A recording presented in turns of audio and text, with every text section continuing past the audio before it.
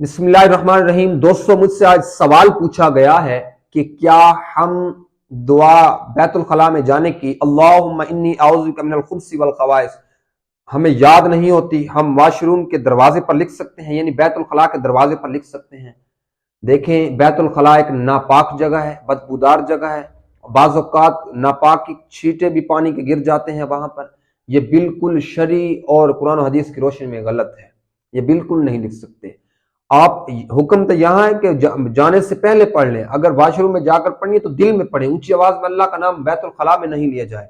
और मुसलमान होने के नाते अल्लाह का एहतराम कर लो, अल्लाहुम्मा इन्नी, सबसे पहले अल्लाह का नाम आता है। तो इससे हमें यह सबक मिलता है कि ये बिल्कुल भी नहीं। हाँ, आप वहां ऊंची जगह पर लिख सकते हैं अपनी याद दहानी के लिए, जहां नापाकी बिल्कुल ना हो। तो ये छोटी सी वीडियो जरूर स्वाब के लिए शेयर कीजिएगा, अपनी राय कमेंट सेक्शन में जरूर दीजिएगा। और तफसीली वीडियो मैंने इसी यूट्यूब पर लॉन्ग वीडियो अपलोड कर दी है, तो लाजमी सुन लीजिएगा। तब तक के लिए अल्लाह हाफ़िज़।